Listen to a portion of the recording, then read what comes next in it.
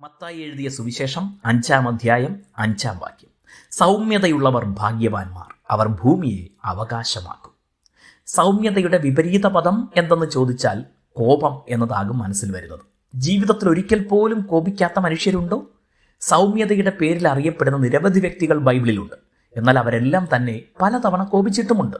മോശയെ ഭൂതലത്തിലെ സകല മനുഷ്യരിലും സൗമ്യൻ എന്നാണ് പറയുന്നത്. എന്നാൽ മോശെ കോപിച്ച പല സന്ദർഭങ്ങൾ എഴുതിയിട്ടുമുണ്ട്. യേശു സൗമ്യതയും താഴ്മയുമുള്ളവൻ ആണെങ്കിലും ദൈവാലയത്തിലെ കൊള്ള കണ്ടപ്പോഴും അത്ഭുത പ്രവൃത്തികൾ കണ്ടിട്ടും മാനസാന്തരപ്പെടാത്തവരെ കണ്ടപ്പോഴുമൊക്കെ കോപിച്ചത് എഴുതിയിട്ടുണ്ട്. അപ്പോൾ ഇവിടെ സൗമ്യത എന്ന പദം കൊണ്ട് ഉദ്ദേശിക്കുന്നത് ഒരിക്കലും കോപിക്കാത്തവർ എന്നല്ല എന്ന് മനസ്സിലാക്കാം. ഗ്രീക്കിൽ സൗമ്യതയ്ക്ക് ഉപയോഗിച്ചിട്ടുള്ളത് പ്രാവോസ് എന്ന വാക്കാണ്. അതിൻ്റെ അർത്ഥം കൈവിട്ടു പോകാതെ കോപത്തെ നിയന്ത്രിക്കുന്ന വ്യക്തി എന്നതാണ്. നിയന്ത്രണാതീതമായ കോപം കൈവശമുള്ളതുകൂടെ നഷ്ടപ്പെടുത്തും. എന്നാൽ സൗമ്യതയുള്ളവർ ഭൂമിയെ കൈവശമാക്കും. യേശു പറഞ്ഞ ആദ്യത്തെ 2 ഭാഗ്യവർണ്ണനകൾ ആത്മാവിൽ ദരിദ്രർ, ദുഃഖിക്കുന്നവർ, വ്യക്തിയുടെ ഉള്ളിലെ കാര്യമാണെങ്കിൽ ഈ മൂന്നാമത്തേത് മറ്റു വ്യക്തികളോടുള്ള ഇടപെടലിനെയും തൻ്റെ വികാരപ്രകടനത്തെയും കാണിക്കുന്നതാണ്.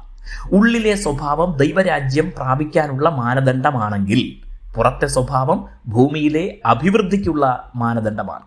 പലരും മറ്റു മനുഷ്യരുടെ നടുവിൽ ഒറ്റപ്പെടുന്നതും പല സ്ഥലങ്ങളിലും അവസരങ്ങൾ നഷ്ടപ്പെടുത്തുന്നതും പുറത്ത് പ്രകടമാകുന്ന സ്വഭാവത്തിൻ്റെ ദോഷം നിമിത്തമാണ്.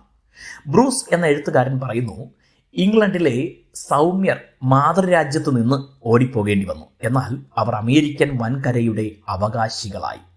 സൗമ്യതയാണ് ക്രിസ്ത്യാനിത്വത്തിൻ്റെ മുഖമുദ്ര. അതിനാൽ പലർക്കും അവരെ ഉപദ്രവിക്കാൻ എളുപ്പമാണ്. അതിൽ ആനന്ദം കണ്ടെത്തുകയും ചെയ്യുന്നു.